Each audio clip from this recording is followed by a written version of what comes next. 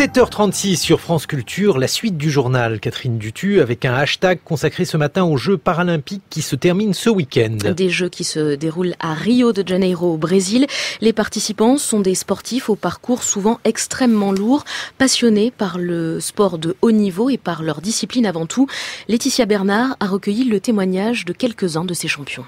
Celui que nous allons entendre tout de suite était le porte-drapeau de la délégation tricolore à Rio, Michael Jérémiaz, 4 fois médaillé sur des Jeux paralympiques en tennis fauteuil, après un accident de ski lorsqu'il avait 18 ans. Le sport est omniprésent dans Centre d'éducation. On se reconstruit par le sport parce qu'en fait le sport c'est un formidable outil pour devenir autonome. Quand tu es paraplégique, tes bras maintenant c'est tes jambes. Donc beaucoup de musculation du haut du corps pour être autonome, pour t'habiller, pour faire la toilette seule, pour faire tes transferts. Et une fois que tu maîtrises tout ça, c'est aussi un moyen de t'échapper. C'est aussi un moyen de t'échapper, sortir de ce milieu médicalisé, de partir, découvrir le centre et puis après affronter cette société qui est quand même encore très hostile pour les personnes handicapées. Et que j'avais des aptitudes particulières dans le tennis parce que j'étais un bon joueur de tennis et c'est pour la petite anecdote, c'est très drôle, c'est que j'ai toujours eu un mauvais jeu de jambes alors que j'étais plutôt très fort du haut du corps et j'avais une bonne main et un bon œil, et donc quand je commençais à tennis en fauteuil, je me suis adapté très vite. Donc le haut niveau, c'est parce que j'ai commencé à avoir des résultats assez rapidement, et donc j'ai arrêté mes études après avoir eu un DEUG de langue étrangère appliquée pour pouvoir me consacrer au tennis à plein temps, et j'ai eu raison de le faire parce que j'en ai fait mon métier et puis j'ai eu la carrière qui s'est terminée hier pour moi. Je voulais terminer après le Jeu de Rio, ça s'est bien terminé parce que j'ai vécu des émotions extrêmement fortes avec mes plus proches, ma famille, mes amis, mes entraîneurs. Ça s'est pas fini de la meilleure manière parce que j'ai pas eu de médaille, mais c'est pas grave. Moi, ce que j'aime dans le sport, et c'est ce qui m'a motivé ces dernières années, c'est de vivre des émotions que seul peut-être le sport et la musique, la vie des rockstars, que peut nous faire vivre.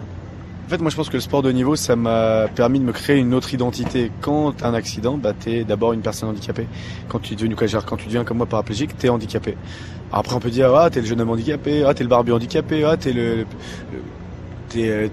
peu importe quelque chose, mais handicapé. Là, le fait d'être sportif de niveau, d'être champion, c'est parce que tu peux être sportif de haut niveau et pas champion, mais le fait là de devenir champion fait qu'à un moment, on te voit d'abord comme un champion, comme un sportif de niveau, comme un athlète. Il s'avère que tu fais ton sport assis dans un fauteuil, mais avant tout, tu es un sportif de niveau. Donc je pense que oui, ça te donne une identité particulière dans la société, une vraie reconnaissance de la société.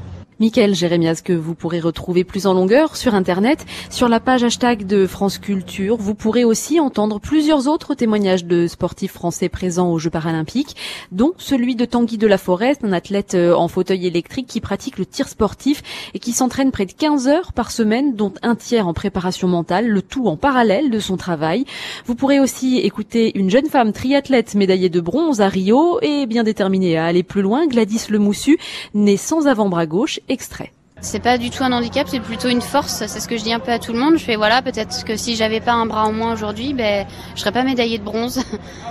Vous allez continuer le haut niveau ? Oui, je pense que j'envisage 2020. Tant que je suis motivée, je garde un objectif 2020, oui. J'ai envie, forcément j'ai fait une bronze, donc j'aimerais bien accrocher l'argent ou même l'or, ça serait génial. C'est vrai que le triathlon peut paraître un sport difficile, mais pas du tout. Quand on a marre de nager, on va rouler. Quand on a marre de rouler, on va courir. Donc c'est vraiment un sport complet et que j'aime bien. J'aime bien me faire mal en fait, donc du coup ça me dérange pas.